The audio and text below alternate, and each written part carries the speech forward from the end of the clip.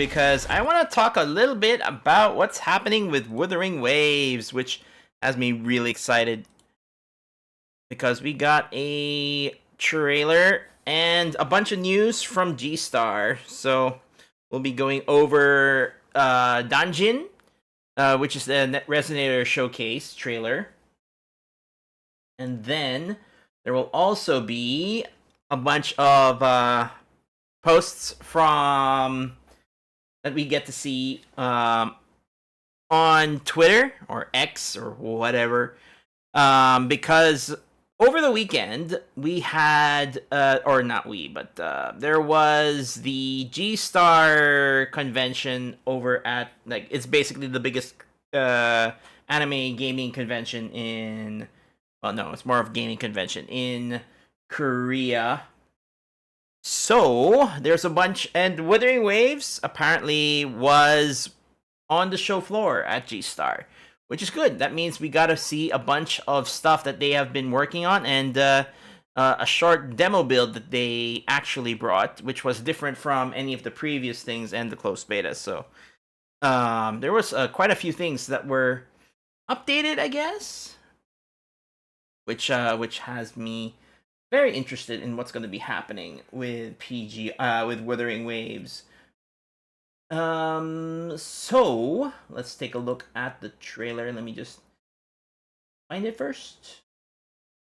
There it is. Okay, so this is Wuthering Waves Resonator Showcase of Danjin, a Wayfarer's Escapade. I haven't seen this yet, so let's take a look.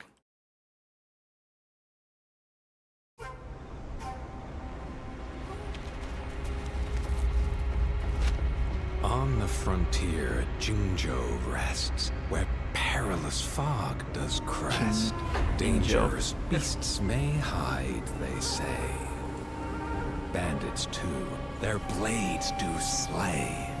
Or, perhaps, a wayfarer's escapade. Okay. Seeking foes yet unknown, a maiden journeys all alone.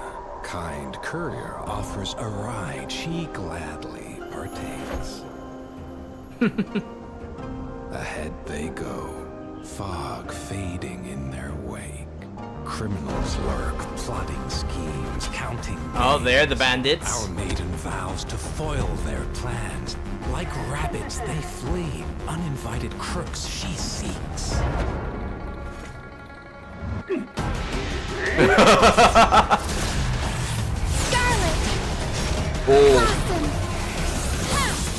Is it really like that? Or was there a drop in frames? My patience finally paid off. It's probably just a video. Vanquish. Judgment. Danjin seems to be a very high, from what I remember in the closed beta, a very high risk, high reward character.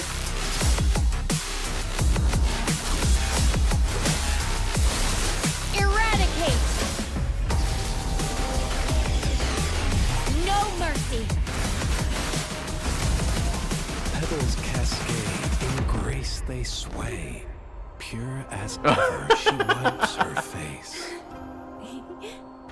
Wiping the blood off. Adorned with jade, dispelling fear, bringing hope near.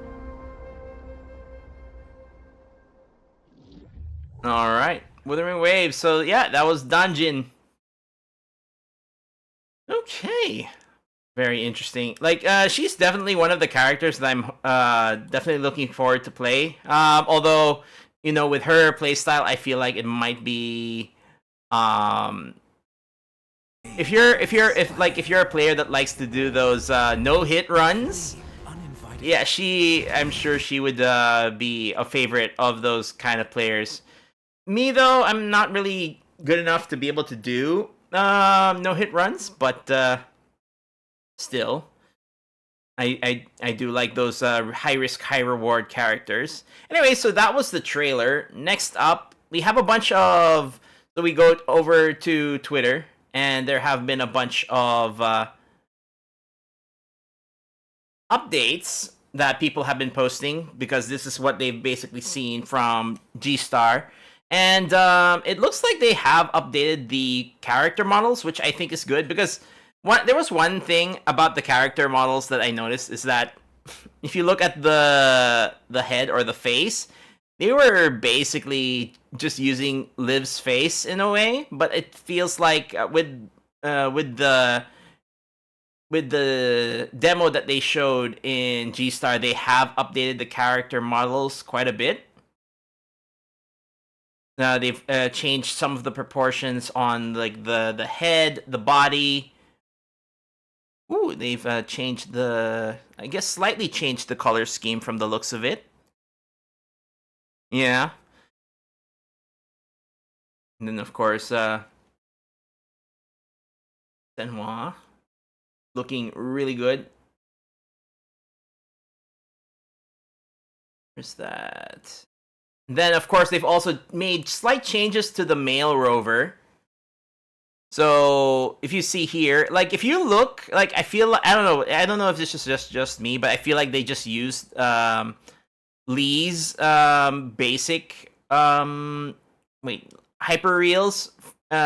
frame, or, like, I could see it kind of in the face, but they seem to have changed him a little bit here, which I think he looks a little bit better. Not like, I don't know. Whenever I see this, I just keep seeing Lee from Punishing Gray Raven. So looking here, that I think looks a little bit better. And then yes, there was also slight differences in gameplay with Danjin. No, this is like this is two players fighting. So they had like kind of a competition where basically two players were facing off head to head, and the first one, the goal was whoever was first to defeat the boss, basically. So they're pretty much using the same lineup. The one on the left seems to be doing better in terms of damage output.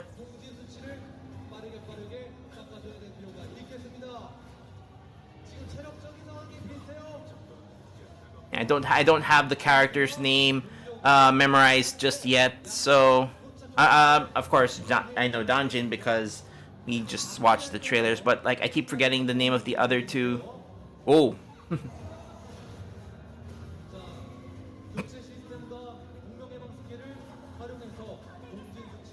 Man, I really want to get my hands on the game. I was about to say PvP. No, it's not really PvP. It's like pseudo PvP. Basically, you know,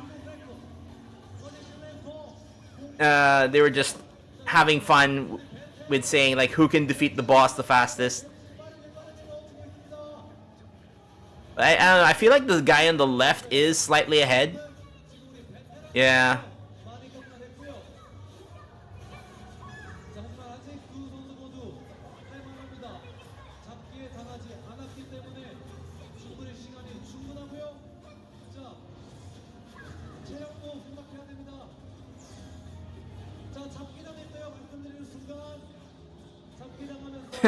Well, one thing is consistent though. Danjin is kind of low health on both characters, but that's mostly because like really that's her kit. She sacrifices HP for more damage. But I noticed earlier the character on the right did get hit pretty hard, but still. All right, so yeah. And then so they have been making other updates here and there. So apparently Danjin's ultimate got a slight change. The thing is, I don't know which one is which one is the original one and which one is the updated visual, because I was not able to play the closed beta, so I don't really know. But anyways,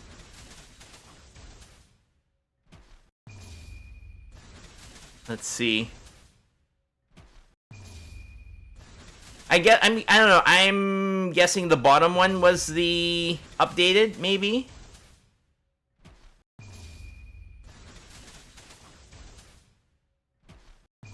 Yeah, but it's good to see that they're making changes here and there. Another one who got their ultimate is basically called Liberation, apparently. So Yangyang also got an update.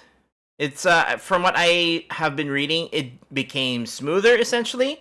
The smoother transition between her ultimate and the moving right into combat. Less flashy and makes it easier to see. Makes it easier to see and follow. Yeah. And then I forget her name, but like you could see the changes. So it's good that they have been making changes. So they go from this, they give her a little bit of they kind of change her proportions, and then they changed her hair color, and then also they gave highlights on her hair, and then they completely changed her overall outfit, which I think looks a lot better than the original outfit. Looks really good, and they of course adjusted her hair a little bit more, so she got a Hime haircut. I guess, yeah, that makes sense. I guess they gave her a bit of yeah. I like what they did with, but yeah, I like her overall silhouette now. It looks a lot better, I think. not just not just the chest area. I mean, sure, come on. But I think they did. I'm glad that they're making changes. It definitely makes the characters look more attractive. And then yes. So there was a someone who was able to interview what's his name? The Kuro Games global publishing business manager. So Kuro Games Ken. So they were able to like someone was able to have an interview with him, which is reporter Park Wang Sok. I'm sorry if I butchered that name, but essentially the highlights of this interview is that like the interviewer was asking why. Wait, let's see. Curious about your feelings in participating in G Star, because this is I believe this is their first time having a presentation in G Star, whether it be for Wuthering Waves or for Punishing Grey Raven. So already knew this was the largest gaming event in Korea. Yep, if you've played any of the Korean MMOs, Korean gacha games, you know that they usually make presentations in G Star. That's why last year we found out about the Seven Deadly Sins gacha game, the solo leveling gacha game. So usually they make their announcements during G Star. And then among the many game and subculture events held in China and in Korea, I am curious about the special reason why you decided to participate in G Star. So it's the largest game show. We judged it to have global influence in the game industry, which I kind of agree. So we decided to participate. We hoped that even after the sorry, I can't read that. Kuro Games will continue to showcase various new games that will be serviced through G Star in the future. So, what content exhibition did Kuro Games prepare for in G Star? So, from what I have read, they basically had booths. They have the demo, which had bosses against Scar and Wailing Ikes, which is like kind of like the dragon kind of boss. And then I forget the name of the statue. I forget the name of the boss. But anyways, there's only one type of boss appear randomly. In the demo build, there are two types of bosses. It appears randomly. In the booth, you can play for about 5 minutes. From the battle start to clearing it, we hoped users would be able to deeply feel the action nature of right. I think in Korea, Wuthering Waves is called this. Myeongjo, I guess. So, but I'm not really sure. And then in the demonstration, you were restricted to looking around the field where the boss battle takes place. So that's very different from what was held in the closed beta. Of course, they have a YouTube video. We'll take a look at it there. I have it here. We'll take a look at it later. Just want to get through the rest of the questionnaires. Are there any key points that you would like users who visit Kuro Games booth? Well, it's not like we can visit. I wish I could, but nope. And then we have a bunch of cosplayers in front of the statue.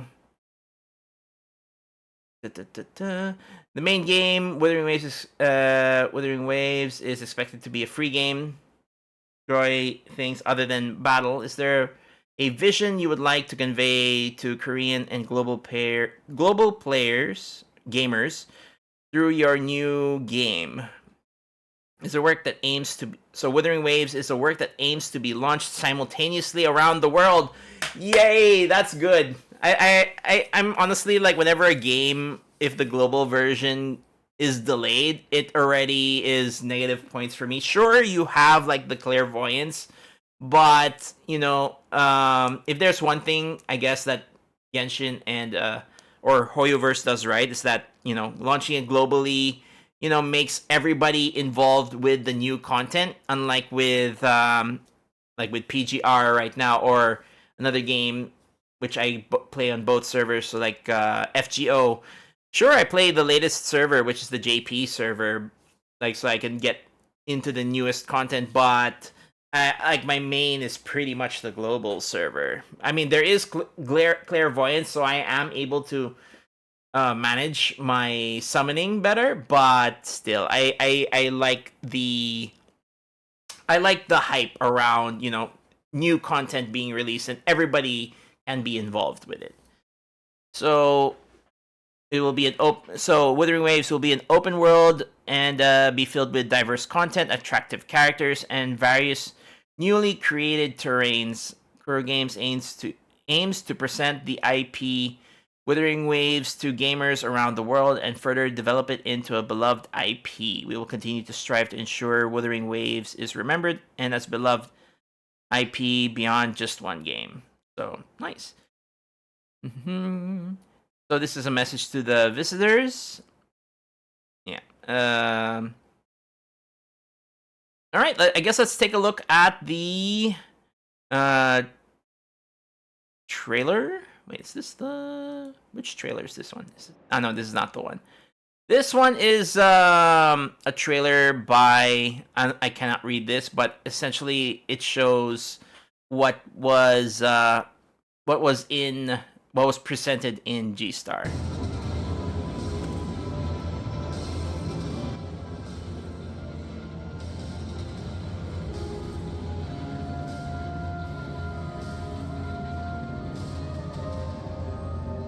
The lobby select. Oh, really?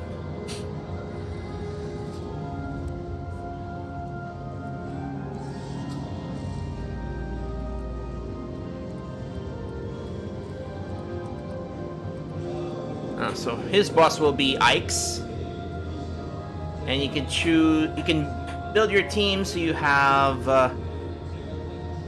Ooh. Well, the.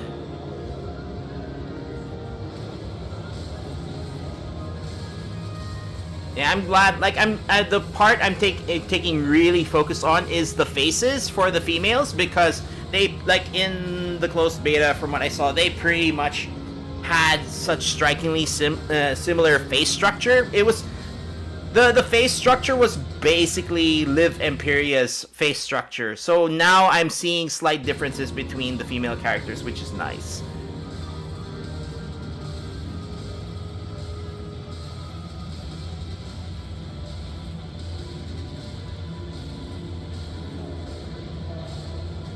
And then it looks like for the male characters they have updated.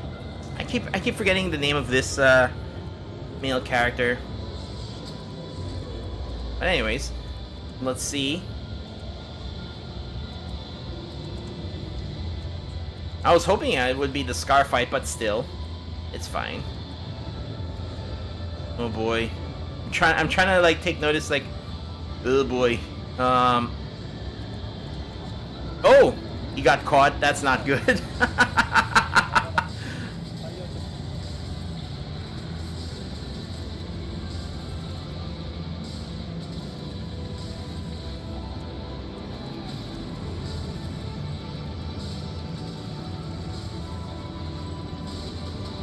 GN is his name.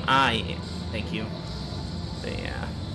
I really need a refresher on the names. I mean, like, when the closed beta was running, I remember it, but, like, that's the thing. It's been a while since the closed beta. So, you know how it is? Out of sight, out of mind. So, I've kind of forgotten. And they've updated his ultimate slightly?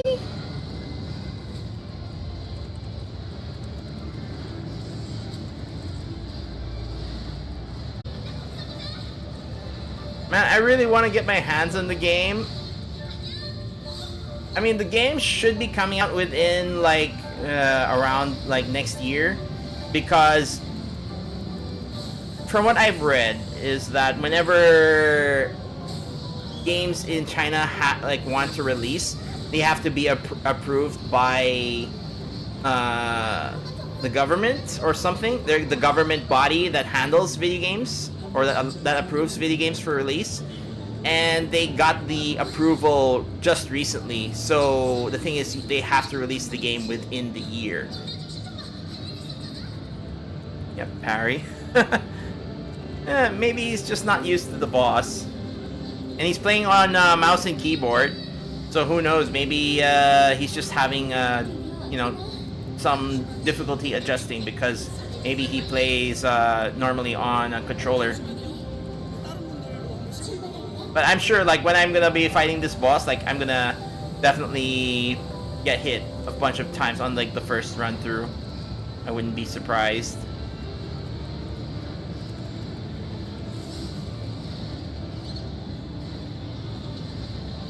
He's at the 2-minute marker. He has 2 minutes to finish off the boss.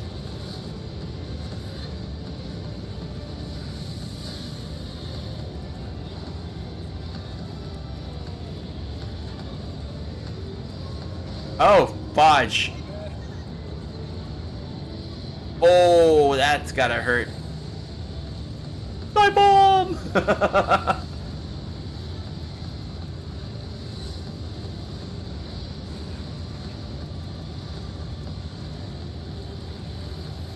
He's almost down to a minute left. Oh yeah, and then punish phase.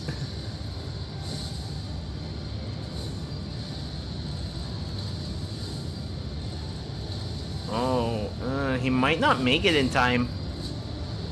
That might be a little worrying. Oh, that took a big chunk, but he might not have enough time. Maybe.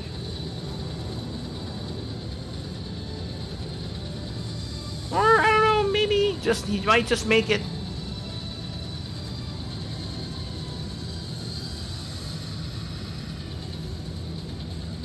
Oh. I wonder if he can. Okay, there you go. He got it. Okay. But yeah, I'm definitely liking that she got her outfit got a makeover. That's good. But as of now, we have no info on any closed beta or anything. So we'll just have to wait and see if they will give us any updates on that in the coming days. I'm hoping they do. And I would definitely like to be able to give the game a try. My patience finally paid off. But we're just gonna... Well, it's the waiting game pretty much, like most games. But I am definitely looking forward to this. And we'll see. Probably within the next year.